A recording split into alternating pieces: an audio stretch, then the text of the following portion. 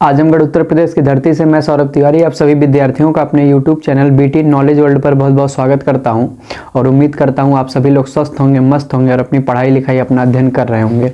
तो प्रिय विद्यार्थियों, आज के लेक्चर में हम लोग पार्टिसिपल, इन्फिनेटिव और नॉमिनेटिव एब्सोल्यूट के बारे में सब प्रकार से पढ़ने के बाद और उसकी एक्सरसाइज भी करने के बाद हम लोग एक नए टॉपिक की तरफ चलेंगे, जिसके अंतर्गत हम लोग यह जानेंगे कि अगर हमारे पास दो या दो से अधिक सेंटेंसेस दिए गए होंगे तो हम किस प्रकार से उसका सिंथेसिस कर सकते हैं। तो प्रिय विद्यार्थियों, आज का जो नियम हम लोग पढ़ेंगे उस नियम को हम लोग कहेंगे नाउन या फ्रेज इन अपोजिशन का प्रयोग करके, नाउन या फ्रेज इन अपोजिशन का प्रयोग करके दिए गए वाक्यों का सिंथेसाइज करना और उनको एक सिंपल सेंटेंस में क्या करना, परिवर्तित करना। तो उम्मीद करते हैं आपको ये समझ में आ गया होगा कि आज के लेक्चर में हम लोग किस नियम के ऊपर चर्चा करेंगे। तो सब अपने कॉपी को, नोट्स को निकाल लेंगे और अगला नियम सब लोग हेडिंग लगा लेंगे। चलिए सब लोग हेडिंग लगाइए, नाउन या phrase in opposition, phrase in apposition, noun या फ्रेज इन अपोजिशन का प्रयोग करके, नाउन या फ्रेज इन अपोजिशन का प्रयोग करके दो या दो से अधिक, दो या दो से अधिक, नाउन या फ्रेज इन अपोजिशन का प्रयोग करके दो या दो से अधिक सिंपल सेंटेंसेस को जोड़कर, सिंपल सेंटेंसेस को जोड़कर, दो या दो से अधिक सिंपल सेंटेंसेस को जोड़कर एक नए सिंपल सेंटेंस में, एक नए सिंपल सेंटेंस में परिवर्तित करना, एक नए सिंपल सेंटेंस में परिवर्तित करना, एक नए सिंपल सेंटेंस में परिवर्तित करना। तो ये हमारी हेडिंग रहेगी, इसी के बारे में हम लोग अध्ययन करेंगे और सिंथेसाइज के नियम को जानेंगे। चलो हेडिंग कर लिए होंगे। ये हम लोग जो पढ़ रहे हैं वो फोर्थ रूल पढ़ रहे हैं सिंथेसिस करने का। पहला हम लोग पार्टिसिपल पढ़ लिए, दूसरा इन्फिनेटिव पढ़ लिए, तीसरा नॉमिनेटिव एब्सोल्यूट पढ़ लिए। तो हम लोग चौथे कंडीशन पे आए हैं जिसमें हम लोग सिंथेसिस की प्रक्रिया द्वारा सिंपल सेंटेंस को किस प्रकार जोड़ा जाता है उसके ऊपर चर्चा करने जा रहे हैं। तो जो नियम हम लोग पढ़ने जा रहे हैं उसमें हम लोग देखते हैं एक नाउन वर्ड आया है, एक फ्रेज आया है और एक अपोजिशन आया है। सबसे पहले हम तीनों शब्दों के ऊपर चर्चा करते हैं और इनका हम लोग लिटरल मीनिंग और इनका प्रयोग क्या होता है उसको जानने का हम लोग प्रयास करते हैं। तो यहाँ पे नाउन लिखा गया है, आर फ्रेज इन अपोजिशन लिखा गया है। तो सबसे पहले हम नाउन के बारे में जानेंगे, फ्रेज के बारे में जानेंगे और अपोजिशन के बारे में जानेंगे। तो ध्यान से लोग सुनेंगे। नाउन का मतलब होता है all the naming word, all the naming word, all the naming word in the universe, यानी इस पूरे ब्रह्मांड में जितने भी ऐसे शब्द होंगे जो किसी के नाम को व्यक्त करेंगे, किसी नाम को प्रदर्शित करेंगे, चाहे वह नाम व्यक्ति का हो, चाहे वह नाम वस्तु का हो, चाहे वह स्थान का नाम हो, चाहे किसी भाव का नाम हो। तो इस प्रकार से जितने भी शब्द हमें नेमिंग वर्ड के रूप में प्राप्त होते हैं, अर्थात जिन भी शब्द के द्वारा किसी का नाम ज्ञात होता है उसे हम लोग क्या कहते हैं, नाउन कहते हैं। तो नाउन के बारे में हम लोग सिर्फ नॉर्मली ये कह सकते हैं all the naming words in the universe is called a noun. तो इस प्रकार हम लोग नाउन के बारे में जान गए। कोई अगर एग्जाम्पल के रूप में सोचेगा तो किसी का नाम ले लिया जाए, जैसे अनिल ले लिया जाए, शुभम ले लिया जाए, दिनेश ले लिया जाए और देविका ले लिया जाए और इसी प्रकार सूरज ले लिया जाए और इसी प्रकार हम लोग ले सकते हैं विपुल ले लिया जाए, इसी प्रकार से संध्या ले लिया जाए और इसी प्रकार से हम लोग चाहें शालिनी ले लिया जाए। इसी प्रकार से बहुत सारे नाम हो सकते हैं। ये तो बहुत सारे व्यक्तियों के नाम हो गए, डॉट डॉट एक्सेट्रा।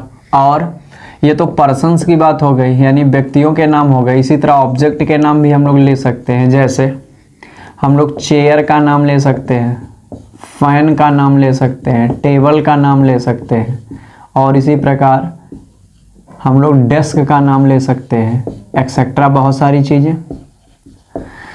ये पर्सन हो गया, ये ऑब्जेक्ट हो गया। इसी तरह प्लेस में हम लोग किसी को भी शामिल कर सकते हैं। प्लेस में हम लोग क्या लिख सकते हैं, जैसे दिल्ली हो गया, जैसे मुंबई हो गया, जैसे अपना प्यारा आजमगढ़ हो गया, ऐसे ही डॉट डॉट। इसी प्रकार हम लोग किसी अब्स्ट्रैक्ट चीज को भी ले सकते हैं जो हमें भाव दिखाती है। जैसे हम लोग ले लें ऑनेस्टी, ईमानदारी। जैसे हम लोग लिख लें लॉयल्टी, वफादारी। जैसे हम लोग ले लें मर्सी, दया। इसी प्रकार हम लोग अगर ले लें इंटेलिजेंसी या इंटेलिजेंस, इंटेलिजेंट, तो इंटेलिजेंस या इंटेलिजेंसी। तो इस प्रकार हम लोग देख रहे हैं, ये हमारा अब्स्ट्रैक्ट हो गया, ऑनेस्टी हो गया, लॉयल्टी हो गया, मर्सी हो गया, इंटेलिजेंसी हो गया। तो ये सारी चीज़ें जो पर्सन को दिखाएं, ऑब्जेक्ट को दिखाएं, प्लेस को दिखाएं, अब्स्ट्रैक्ट किसी भाव को दिखाएं, एक्सप्रेशंस को दिखाएं, तो ये सारी चीज़ें हम लोग नेमिंग वर्ड के अंदर कैटेगराइज करते हैं। और जितने भी नेमिंग वर्ड होते हैं उसी को अपने लोग क्या कहते हैं, नाउन कहते हैं। उम्मीद करते हैं आपको बातें समझ में आ गई होंगी। तो हम लोग नाउन के बारे में जान गए। अब चलो कॉपी पे ऐसे नोट कर लेंगे। अब इसके बाद नाउन के बारे में जानने के बाद हम लोग यहाँ पे देख रहे हैं हमारे पास एक और शब्द है, और जो शब्द फ्रेज है। अब हम लोग फ्रेज के बारे में जानने का प्रयास करते हैं कि फ्रेज क्या होता है। सब लोग ध्यान से देखें, फ्रेज क्या होता है। फ्रेज क्या होता है? फ्रेज का मतलब होता है इंग्लिश में अ group of word, a group of words, a group of words, a group of words without subject and finite verb, यानी शब्दों का एक ऐसा समूह। अ ग्रुप ऑफ वर्ड्स मतलब क्या होता है, शब्दों का एक ऐसा समूह। विदाउट मतलब बिना, सब्जेक्ट मतलब कर्ता के, एंड फाइनाइट वर्ब क्या होता है, मुख्य क्रिया के। यानी अगर कोई दिया गया शब्दों का समूह इस प्रकार है जो किसी सब्जेक्ट से और उसके फाइनाइट वर्ब दोनों नहीं पाई जाती, यानी बिना सब्जेक्ट के और बिना फाइनाइट वर्ब के पाया जाता है, उसी शब्दों के समूह को हम लोग क्या कह सकते हैं, फ्रेज कह सकते हैं। फ्रेज कह सकते हैं।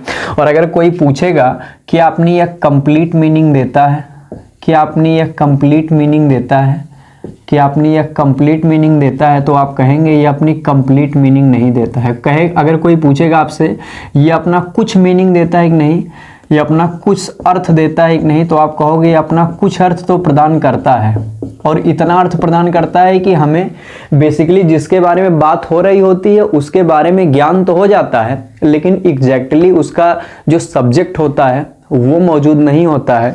तो यह हमें कुछ अर्थ प्रदान करता है, और जब कुछ अर्थ प्रदान करता है तो इसको हम लोग कहेंगे इनकम्प्लीट मीनिंग देता है। इनकम्प्लीट मीनिंग देता है, इनकम्प्लीट मीनिंग देता है। लेकिन कोई पूछेगा क्या कंप्लीट मीनिंग प्रदान करता है, तो आप कहेंगे कंप्लीट मीनिंग प्रदान नहीं करता। तो शब्दों का ऐसा समूह जिसके पास उसका सब्जेक्ट और वर्ब नहीं होती है, फिर भी ये अपना अर्थ प्रदान करता है, लेकिन पूर्ण अर्थ प्रदान नहीं करता है। शब्दों के ऐसे समूह को ही हम लोग क्या कहते हैं, फ्रेज कहते हैं। अगर हम लोग फ्रेज के उदाहरण की बात करें, जैसे हम आपसे कह दें by the watch, by the watch.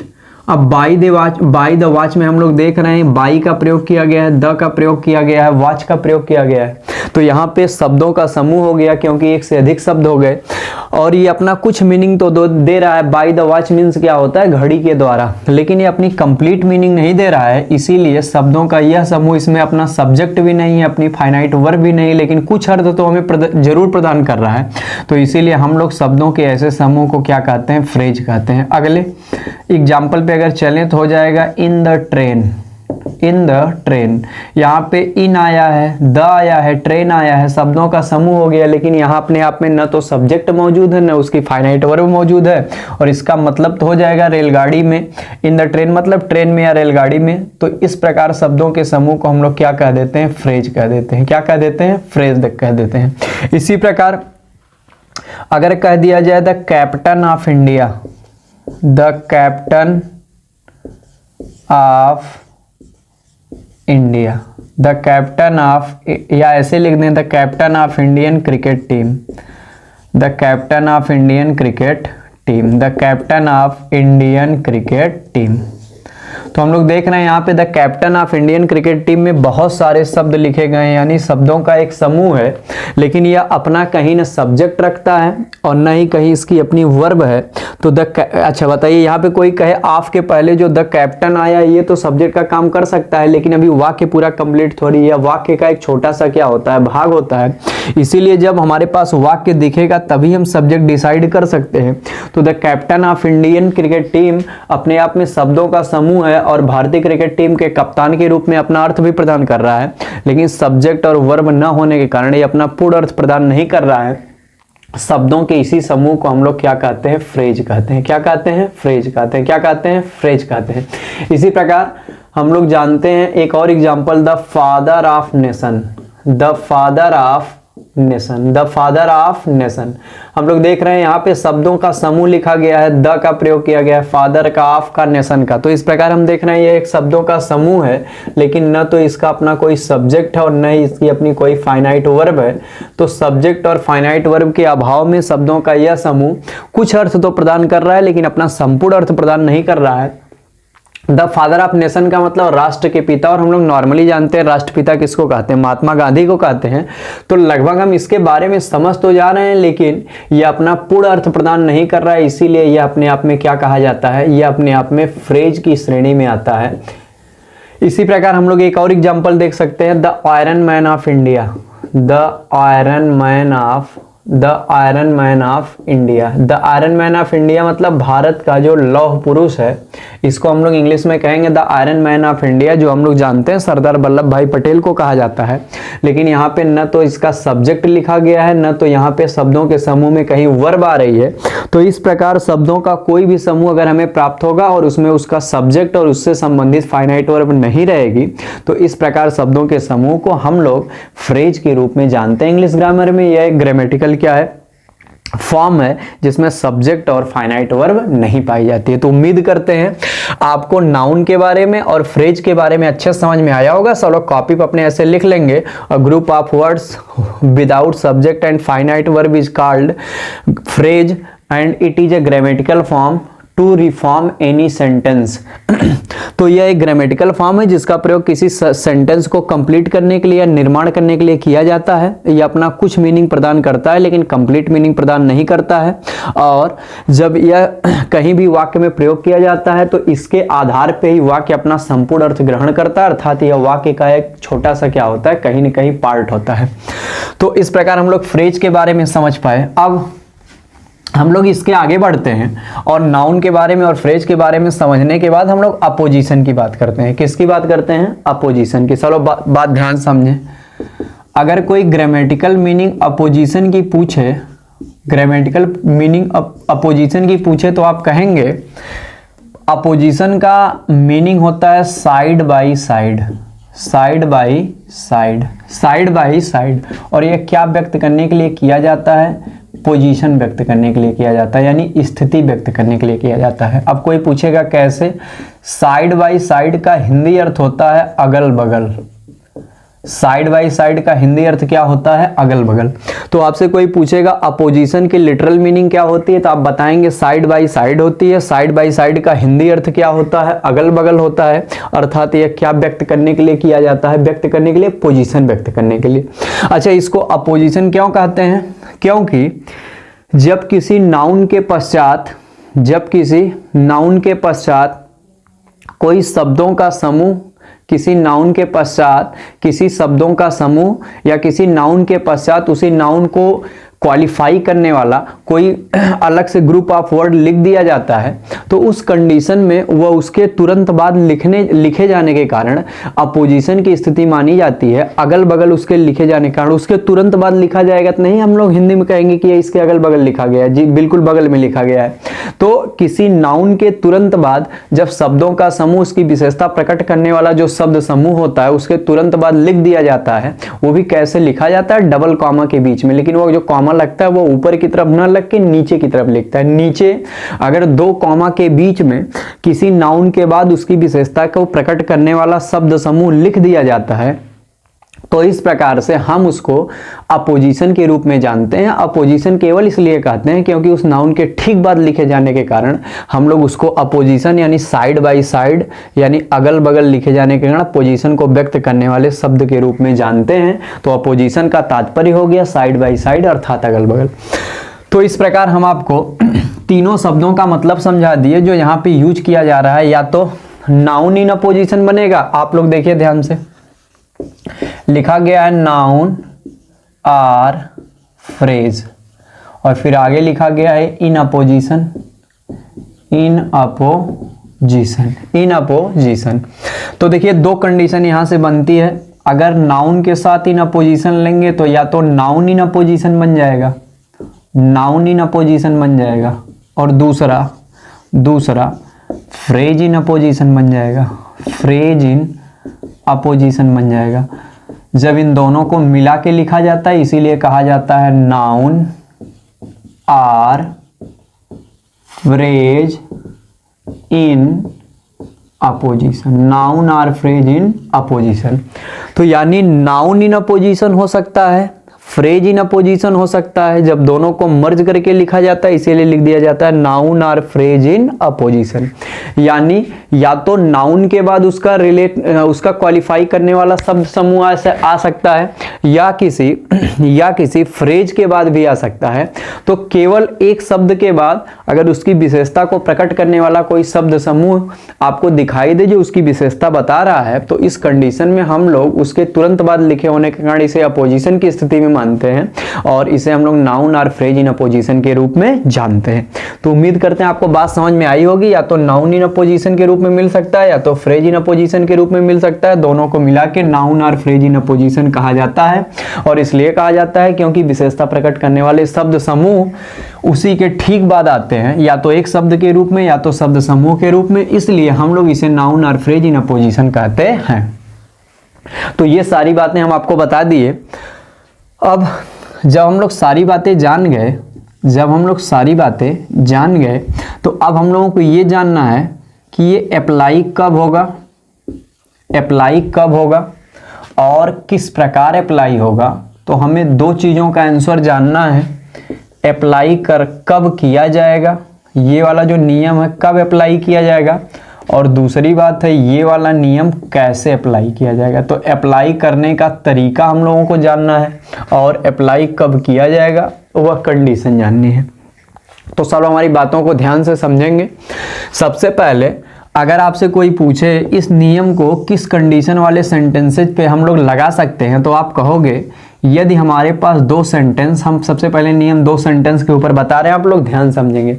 यदि हमारे पास कोई दो सेंटेंस यस1 और यस2 इस प्रकार दिए गए हों, यदि हमारे पास कोई दो सेंटेंस यस1 और यस2 इस प्रकार दिए गए हैं कि यस1 में कोई नाउन दिखाई दे, यस1 में कोई नाउन दिखाई दे, अब चाहे नाउन सब्जेक्ट के रूप में आया हो और चाहे नाउन ऑब्जेक्ट के रूप में आया हो, दोनों में से किसी भी स्थिति में नाउन आ सकता है, क्योंकि हम जानते हैं कि जो नाउन है वह सब्जेक्ट भी बन सकता है और जो नाउन होता है वह ऑब्जेक्ट भी बन सकता है। तो दो सेंटेंस यस1 और यस2 इस प्रकार दिए गए हों कि पहले सेंटेंस में कोई नाउन आए, चाहे सब्जेक्ट के रूप में यानी चाहे सब्जेक्टिव केस के रूप में चाहे ऑब्जेक्टिव केस के रूप में, और इस जो नाउन आया है इसकी विशेषता हमें या तो पहले सेंटेंस में ही दिखाई दे या तो दूसरे सेंटेंस में दिखाई दे। इसकी विशेषता जो है, इस नाउन की विशेषता या तो उसी सेंटेंस में या तो दूसरे वाले सेंटेंस में दिखाई दे। अब उसी सेंटेंस में कैसे दिखाई देगी, कभी कभी ऐसा होता है कि अगर नाउन सब्जेक्टिव केस में आ जाएगा तो इसी वाक्य के अंत होते होते ऑब्जेक्टिव केस तक पहुंचते उसी नाउन के बारे में क्वालिफाई करने वाले एक आपको कुछ शब्द मिल जाएंगे जो उसकी विशेषता बता रहे होंगे।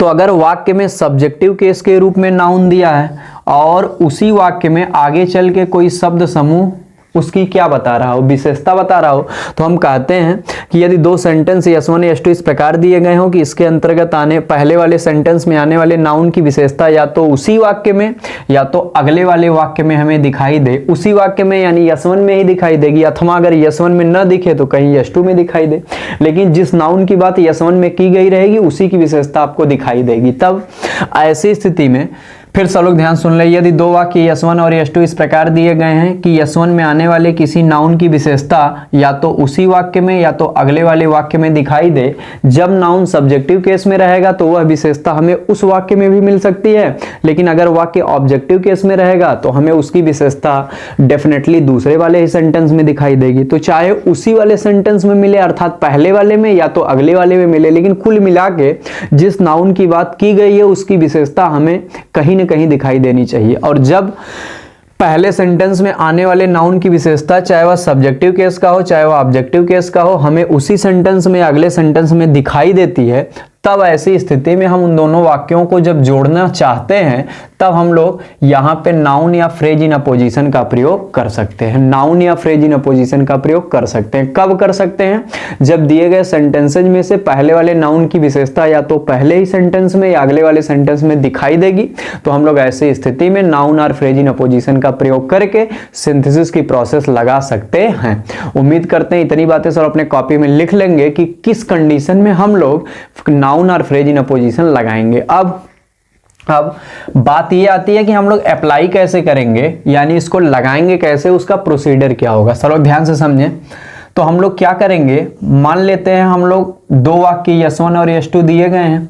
यस1 के बारे में जो बताया गया है वह सब्जेक्टिव केस में बताया गया है, यानी जो यस1 का नाउन है वह सब्जेक्टिव केस में लिखा गया है, और इस नाउन के बारे में जो भी बातें बताई गई हैं वह इसी सेंटेंस में मौजूद हैं, इसी सेंटेंस में आगे चलने के बाद मौजूद हैं, और फिर दूसरे वाले सेंटेंस में भी कुछ बताया गया है इसी के बारे में। तो हम लोग क्या करेंगे, क्योंकि इस नाउन के बारे में पहले ही वाक्य में कुछ बताया गया है और फिर आगे चल के अगले वाले वाक्य में भी बताया गया है, तो हम लोग क्या करेंगे, जब इसको स्ट्रक्चर के अनुसार जोड़ेंगे तो सबसे पहले उस नाउन को अर्थात सब्जेक्ट को लिख देंगे जो सब्जेक्टिव केस में दिया रहेगा, फिर कॉमा लगाएंगे प्लस, और ये जो कॉमा लगेगा ऐसे नीचे लगेगा, नीचे कॉमा लगेगा, और इस कॉमा के बाद हम उसकी विशेषता प्रकट करने वाला जो पहले वाले वाक्य में दिया गया शब्द समूह रहेगा उसको लिख देंगे और फिर कॉमा लगा देंगे, और प्लस जो दूसरे वाले सेंटेंस का अदर पार्ट बच रहा है उसको हम लोग ला के अरेंज कर देंगे, और इस प्रकार हम फुल स्टॉप लगा देंगे। यह दिया गया जो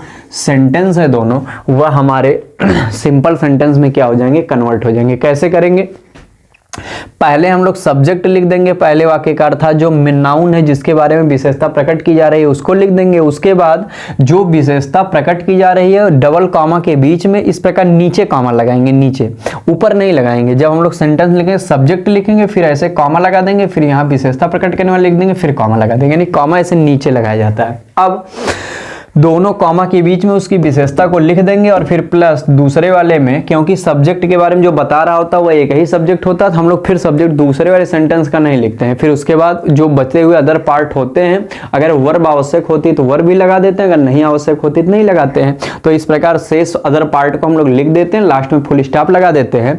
तो जो इस प्रकार हमारा स्ट्रक्चर तैयार होता है वह किस सेंटेंस का निर्माण कर देता है, सिंपल सेंटेंस का निर्माण कर देता है।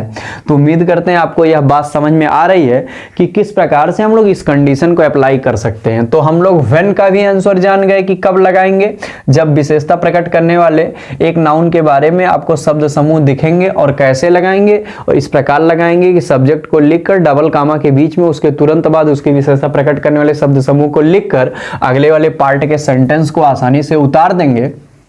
तो इस प्रकार हमारा जो सिंथेसिस की प्रक्रिया है वह कंप्लीट हो जाएगी। किसकी प्रक्रिया कंप्लीट हो गई, सिंथेसिस की। अब कभी कभी इसी में एक विशेष प्रकार के भी सेंटेंस दिए होते हैं, कभी कभी ऐसा होता है कि यस1 दिया हो, यस2 दिया हो और यस3 दिया हो, 3 सेंटेंस दिए गए हो। पहले वाले सेंटेंस में कोई एक नाउन हो, इस नाउन की विशेषता को बताया गया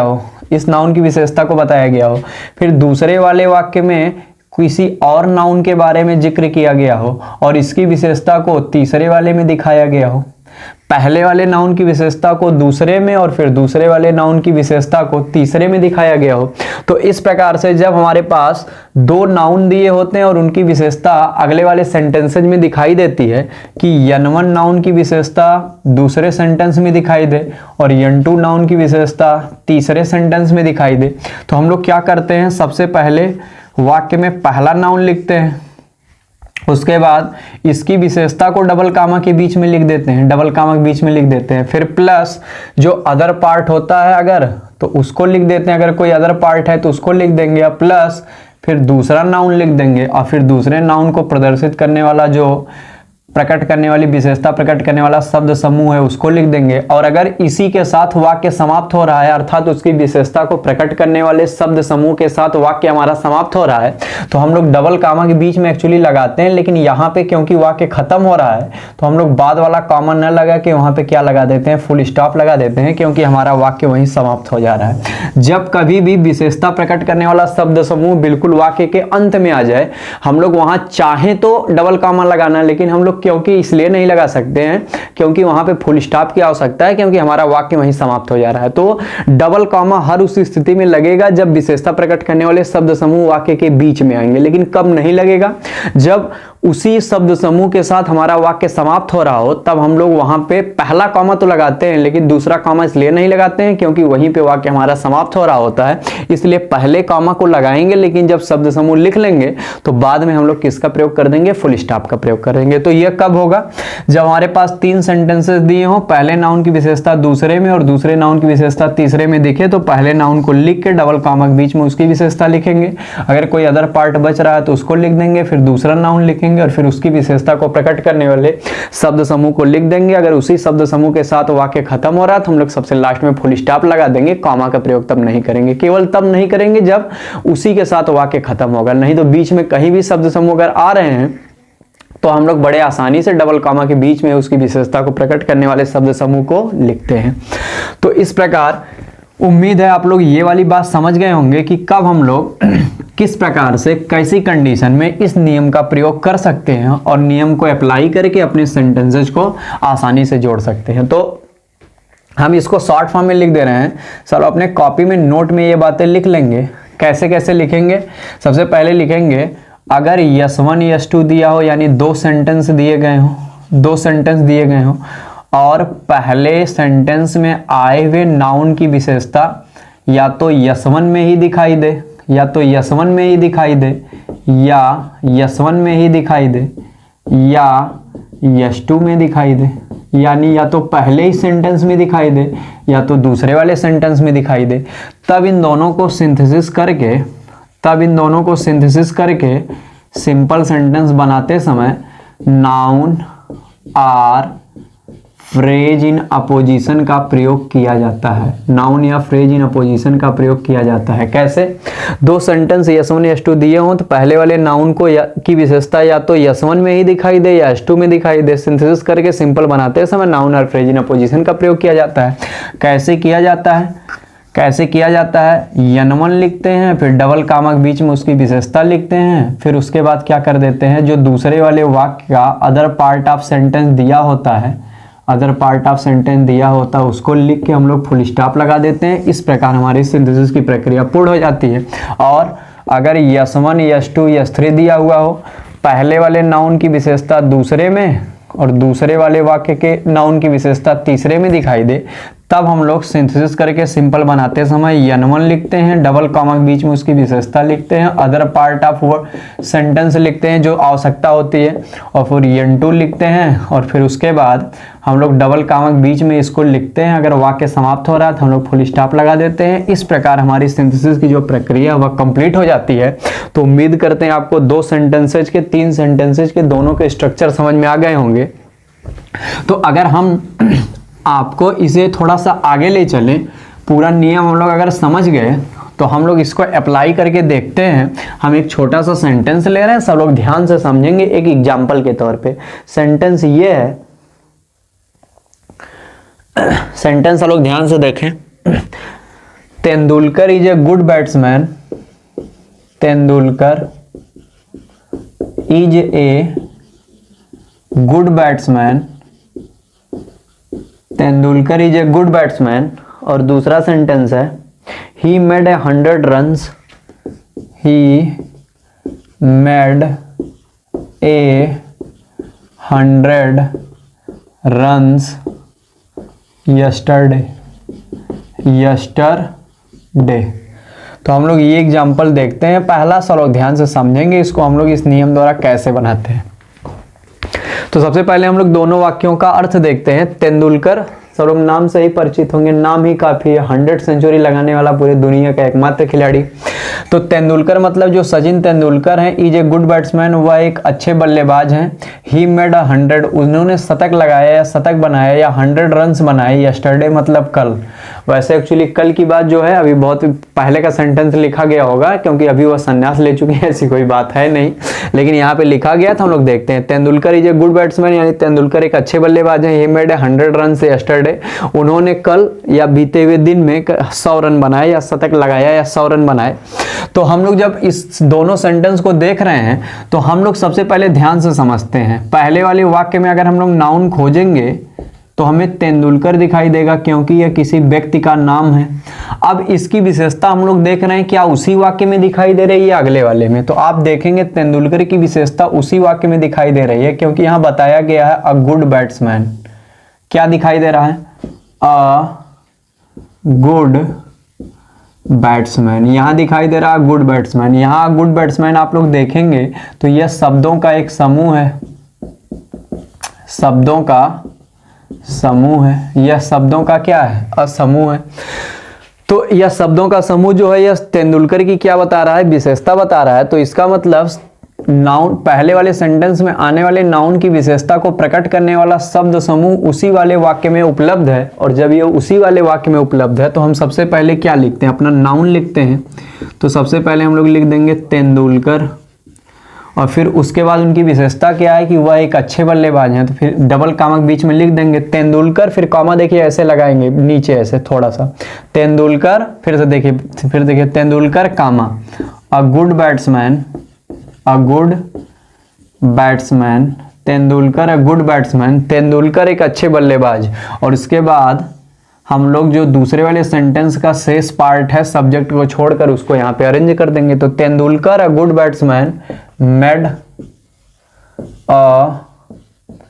100 रन्स यस्टरडे।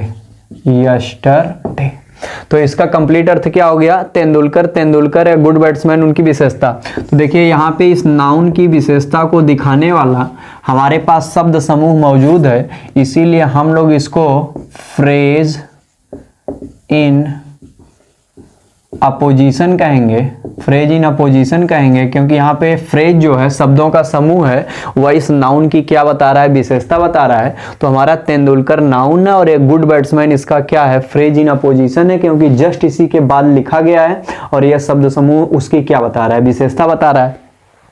तो इस प्रकार यहाँ पे हो गया Tendulkar a good batsman, Tendulkar एक अच्छे बल्लेबाज, मेड 100 रन मतलब 100 रन बनाए, यस्टरडे मतलब बीते हुए दिन अर्थात कल। यानी तेंदुलकर एक अच्छे बल्लेबाज करा, कल उन्होंने क्या किया?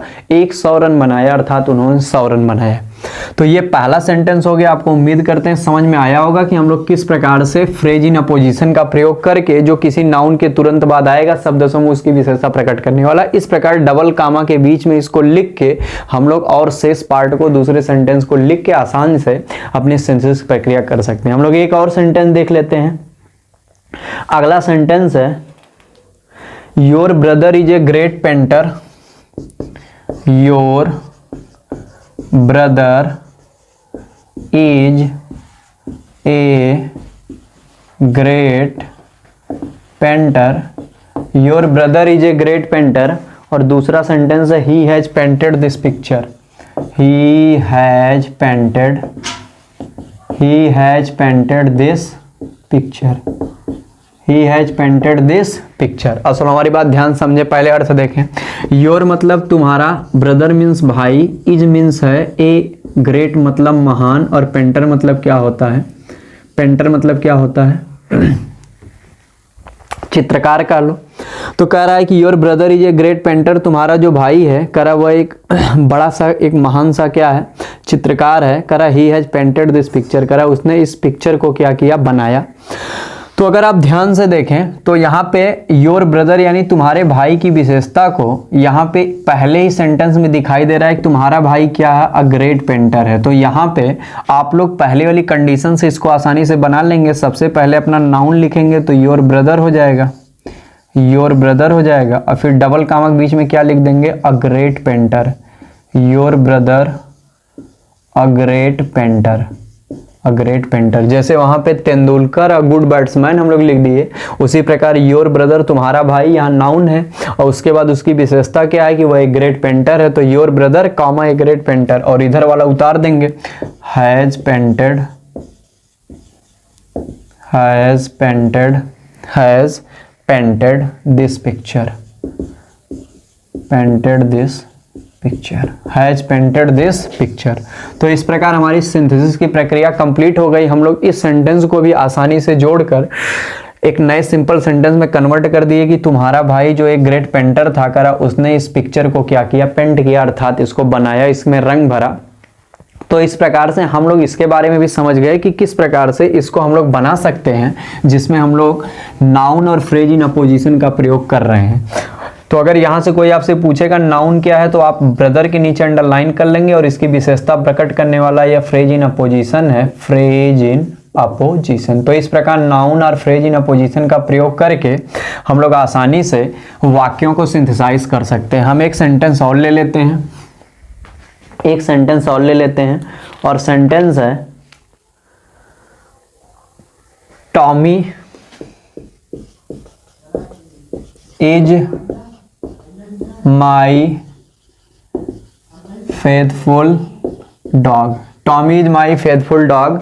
और दूसरा सेंटेंस है I love him, I love him. सब लोग ध्यान समझे। Correct, Tommy means, Tommy is means है माई मेरा फेथफुल वफादार डॉग कुत्ता। करेक्ट, टॉमी मेरा वफादार कुत्ता है, आई लव हिम मैं उसे प्रेम करता हूं। तो यहाँ पे अगर आप लोग ध्यान से देखें, टॉमी जो है वह कुत्ते का नाम है और इसकी विशेषता है कि वह कैसा डॉग है, वह फेथफुल डॉग है। तो इसकी विशेषता पहले वाले सेंटेंस में ही हमको दिखाई दे रही है। तो हम लोग जब इसको बनाएंगे सबसे पहले लिखेंगे अपना नाउन यानी टॉमी और फिर कामा लिख देंगे।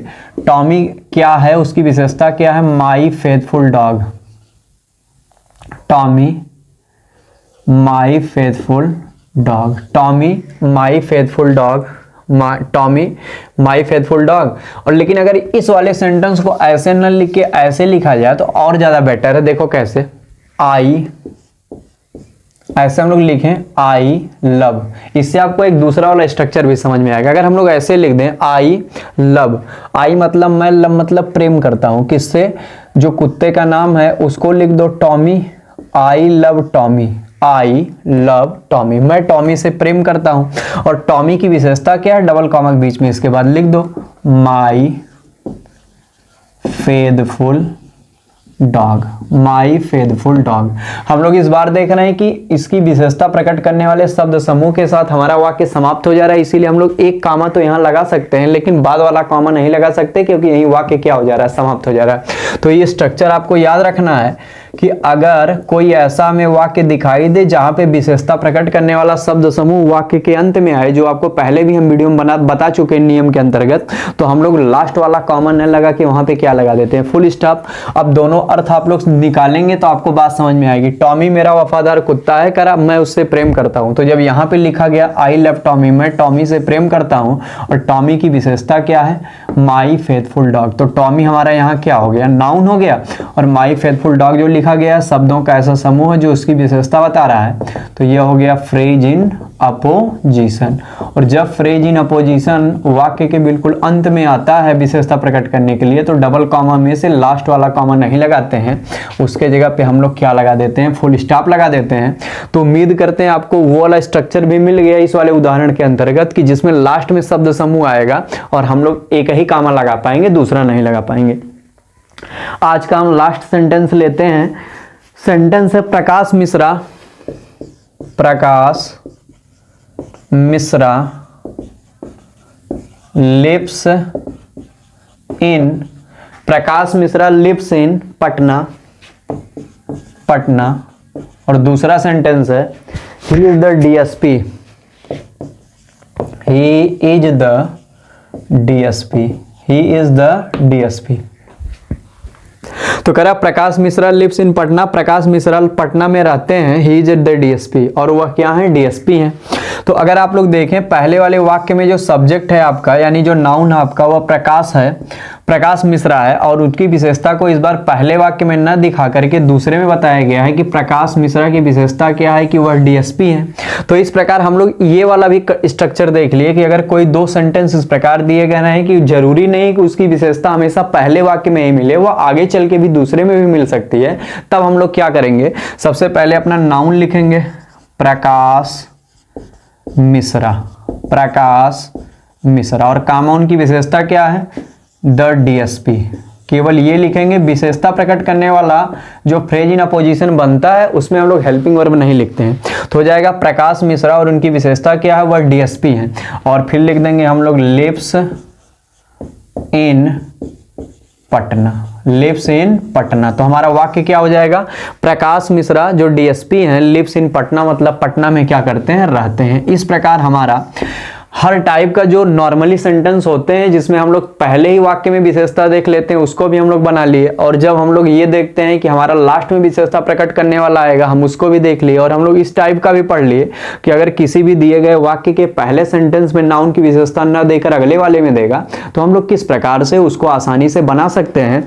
तो उम्मीद करते हैं आज की आपको सारी बातें समझ में आ गई होंगी। और नाउन या फ्रेज इन अपोजिशन के द्वारा अगर आपको स्ट्रक्चर के द्वारा बनाना हुआ कि तो आप बना लेंगे। हम आपको एक एग्जांपल दे दे, एक प्रैक्टिस के लिए क्वेश्चन दे दे रहे हैं, सब लोग यही करके आएंगे। सेंटेंस है आपके लिए, गांधी जी नेवर टोल्ड ए लाई, गांधी जी नेवर टोल्ड ए लाई, गांधी जी नेवर टोल्ड ए लाई। और दूसरा है he is called the father of, he is called the father of, he is called the father of, he is called the father of nation, he is called the father of nation। आप लोगों को ये देखना रहेगा कि यहाँ पे हमारा नाउन कौन सा अर्थात सब्जेक्ट कौन सा और इसकी विशेषता कहाँ है। आप दोनों को खोजेंगे और बना के कमेंट बॉक्स में इसका आंसर देंगे हमें, और हम देखेंगे कि कितने लोग इसको सही सही बना पा रहे हैं। आप ये अपना ड्यूटी समझिएगा कि जो आपको होमवर्क दिया जाता है या प्रैक्टिस क्वेश्चन दिया जाता है उसका आप लोग आंसर या तो टेलीग्राम ग्रुप में या तो कमेंट बॉक्स में जरूर दिया करें, क्योंकि उससे पता चलता है कि आप लोग कितना ईमानदारी से अपनी पढ़ाई कर रहे हैं। तो इस प्रकार से हम लोग आज की सारी बातें समझ गए, आपको प्रैक्टिस क्वेश्चन भी मिल गया। तो हम लोग मिलते हैं नेक्स्ट वीडियो में, इसी टॉपिक को हम लोग थोड़ा और आगे बढ़ाएंगे, थोड़ा और विस्तृत इसके बारे में कुछ और भी बातें हैं उसके बारे में जानने का प्रयास करेंगे और उसके ऊपर आधारित हम लोग प्रैक्टिस क्वेश्चन करेंगे। तो हम लोग मिलते हैं नेक्स्ट वीडियो में, तब तक आप लोग पढ़ते रहें, मेहनत करते रहें। जो लोग वीडियो पर पहली बार आए हैं या हमारे चैनल को पहली बार देख रहे हैं यहाँ पे, उसको वे सभी लोग हमारे चैनल को सब्सक्राइब कर लें, बेल नोटिफिकेशन को ऑन कर लें जिससे आने वाली वीडियोज़ की नोटिफिकेशन आप तक पहुँचे। टेलीग्राम ग्रुप लिंक में दिया गया है, आप जाकर वहां से ज्वाइन कर सकते हैं। और जो भी क्लास 12 के बच्चे रहेंगे उनको यह पूरी प्लेलिस्ट और वीडियो का लिंक भेज भी सकते हैं, शेयर भी कर सकते हैं अपने सोशल साइट्स के माध्यम से। तो हम लोग मिलते हैं नेक्स्ट वीडियो में, तब तक सब लोग पढ़ते रहें, स्वस्थ रहें, मस्त रहें। तब तक के लिए आप लोगों का बहुत बहुत धन्यवाद।